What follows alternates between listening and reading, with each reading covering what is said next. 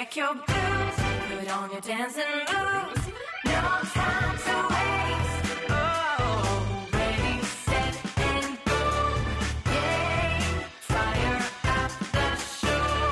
Oh, ready, set, and go. Let the good times roll. Hello everybody and welcome back to another episode of Same Bet. And I say welcome back because, well, I'm back. You know, it's been about 6 months since I put out any videos of any kind, and there's a good reason for that. My wife and I had a lot of objectives that we wanted to accomplish over the summer, and it required a little extra money, so we took on a part-time job. That part-time job really ate into the time that I had available to make videos, so something had to give. But our vacations are over, and it's time to get back to the normal routine. So I'm happy to say that I'll be firing up the show again, and we'll be doing some more videos. So Florida. It's not just beaches and theme parks. They have their fair share of casinos scattered throughout the state. In fact, the Seminole tribe, they've received legislative approval to implement live craps and live roulette. In fact, they're rolling that out right now, and it's just a matter of time before they can start to throw the dice. Last week, I sat down with Mark Kilgore at the Hard Rock Casino in Tampa, and it was before they actually started playing real dice and real craps. All we had is bubble craps and the roll-to-win machines. But we sat down for a few minutes and talked a little bit about dice in Florida, what's coming up, where you can play. Talked a little bit about advantage dice control and his practice routines and things like that. So I don't want to spoil it for you. Let's just roll the tape and hear it from Mark himself. Hey, good afternoon, everybody, and welcome to another edition of the Same Bet Show. Today, I'm in Tampa, Florida at the Seminole Hard Rock Casino with my good friend, Mark Kilgore. Good Mark? afternoon, guys. Yeah. So, you know, it's been a while since we've done an interview, and, here we are on location. What better place to do an interview than here in the casino? A nice casino with that. Yeah. So, Mark, let's talk a little bit about craps in Florida. Some big changes are coming. Yeah, we have some new changes coming there in the very near future. Looks like we're going to have live craps in about 3 to 4 weeks from everything that I'm hearing. They're having trouble with dealers and getting dealers trained and stuff like that. The tables are here. They're in the hall. They're ready to set them up. They just need to get somebody that can play it. Now, is that for the entire state of Florida or? Only on Seminole property. Seminole property. Yep, they got to be Seminole property that have the casino craps and roulette. But in Florida, aren't most of the casinos Seminole? Not all of them. There's a few extras that got permission down in South Florida by Fort Lauderdale, that could have slot machines and other games there, but they were not allowed to have craps or roulette either. Okay, so that's important also. Not only craps, but you'll have real roulette. Real roulette and real live craps. Yeah, and so today it's really just the bubble craps. Bubble craps is it, and the electronic roulette right now. But there is a way to get around that. The cruise. We have 2 cruise boats that go out of Florida. One on the East Coast. It's called Victory Casino, and they run 2 trips daily. And there's live craps and live roulette on board there. Very good ship, actually. Just you're stuck on the boat for 6 hours. So, and then we have one here on the West Coast called Tropical Breeze Casino. Yeah. It also has live crap, live roulette. But again, you're stuck out at sea, and if you're ready to go, you're going to be there for a little while. So. Just have to sit down and enjoy the views, right? Exactly. Yeah.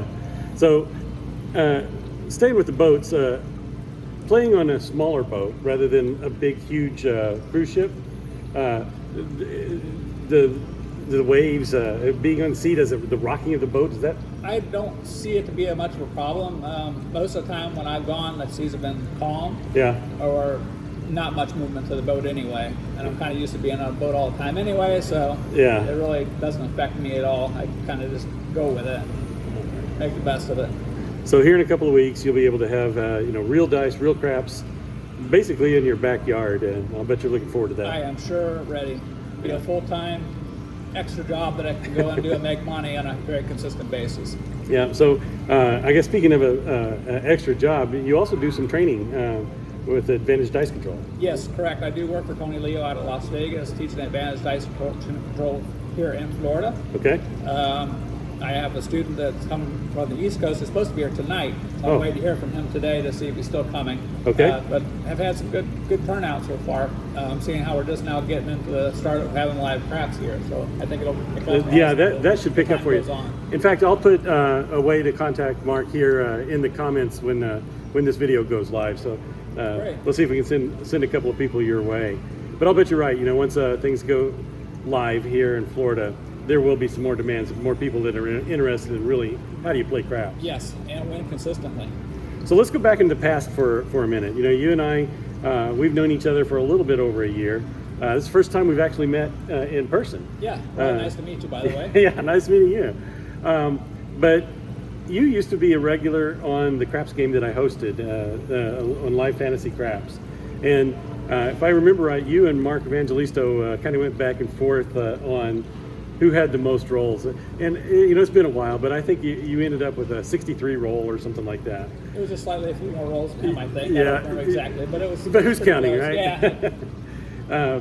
But so I remember the first question people always ask after you shoot, Mark, what set are you using? All the time. So what set do you use today?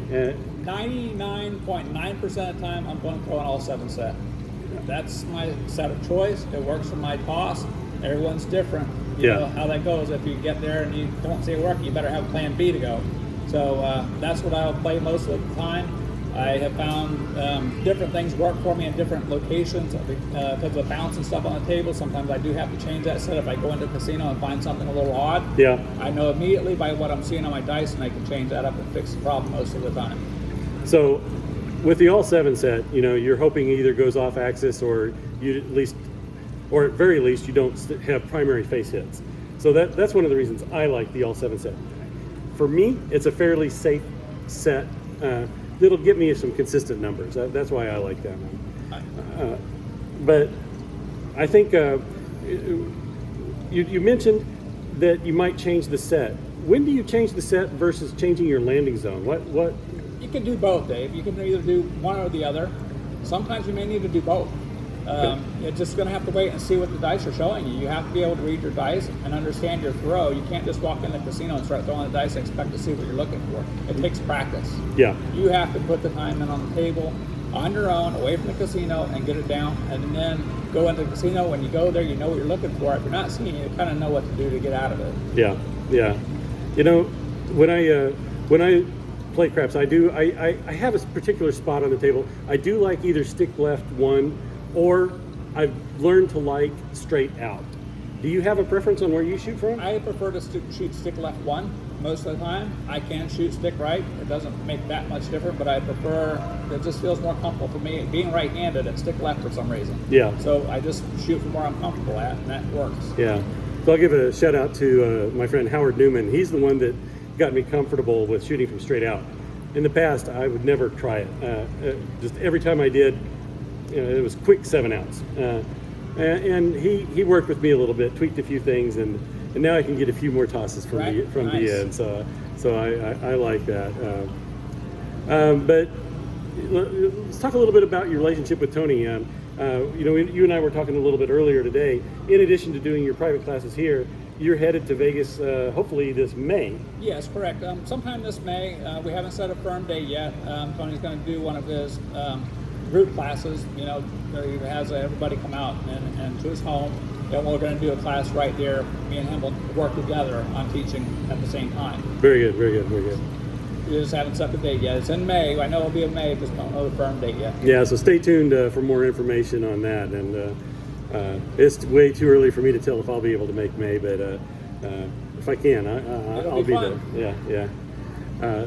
So I think if we can stay on Advantage Dice Control for a second, there's a couple of other instructors, Pauly P from the 503. Correct. And I think there might be 1 or 2 others. I'm not really sure about that, but I think the Advantage Dice Control network is expanding. Yes, it's growing Yeah. quite a bit. Yeah. Like I said, I'm starting to see more clients here now, and I've sent several people to Tony for classes. They were going to go to Vegas anyway, so I just set them up to go see Tony. Yeah. So that worked out pretty good. So yeah, it's definitely growing. There's people interested, and good reason why. Yeah. So let's talk a little bit about maybe if we can, maybe some bankroll management. You know, with these tables, $15, $25 becoming standard, has that affected how you bet personally? Sure it does. It absolutely will. I tend to like to play regression betting. I'll start higher, work lower, and then I'm on casino profits. Yeah. It's my money, yes, but it's profits that I gain from the casino edge. So I just use those profits to move forward. So, one of the things, you have to be confident in your toss to be able to put, to do a regression. Yes. I think. And, again, I know you from quite a while ago, and you're consistently higher than the average. If 8 is an average number, he's higher than that. I hold my own. Yeah. I was going to ask you, our friend Mark Evangelisto and Darth Nader, they're big and heavy with the bone tracker. Do you ever use any tracking? I have used it. I found that it pushes you all over the place from what I can see. I understand they've come out with some new software to it. Mm-hmm. I have not looked at it. I haven't tried it. The other one it seems like when you enter information, as time goes on, your toss is going to change over time. Yeah. But it constantly seems like it's trying to change your dice set on you. And I found it just to be just as consistent to do what I do, and I'm making money, so Yeah. I'm going to stick with what works, I guess. So, I've already said that you're an above average player. How much practice do you actually put in? It depends on my work schedule, my normal work schedule. I try to practice at least 3 or 4 days a week, 1 to 2 hours per session. Okay. If I'm out of work and not working during the shutdown, it was like all the time. That's what I did to keep myself entertained, is practice. I practiced a lot during the shutdown. Yeah. Awesome. I was out of work, and it just really gave me full time to sit there and play and try different things on the table. It was very effective. Yeah. So practice is key, and that's one of the things. I haven't been on the air for quite a while. I don't have a home table, but I hope to have that back before too long. And I'll be doing some more videos from Great. the table. At least We really I enjoy your videos, Dave. I appreciate They're awesome. that. Appreciate that. But well, Mark, that's it. That's all the questions that I had for you. Very nice. Thank you very much. Yeah. Glad to finally met you in person, and hopefully catch you in Vegas sometime. Yeah, we'll definitely meet up at some point. Oh, I'm sure we will. so- I'd like to travel. So Awesome. All right, Mark. Well, thank you very much. I appreciate it. thanks for guys. watching. All right, that's going to do it for this week. Before I go, I'd want to give a couple of shout outs. Number one, to Mark Kilgore. Thank you for meeting me in the middle of the work week. I really do appreciate it. I had a lot of fun, and I look forward to working with you again in the future. And then I also want to give a shout out to everybody who reached out to me over this last 6 months to make sure that I was doing okay. That meant the world to me, and I really appreciate it, and I'm really happy to get back into the swing of things. Coming up next is John from ProCraps. We're going to be meeting on November 15th. I don't have a time set yet. It will probably be 7 or 8 p.m. Central Time, and it will be a live show. So we're going to get back into some of the live interviews as well. All right, guys, thank you very much. I appreciate you tuning in, and we'll talk to you later.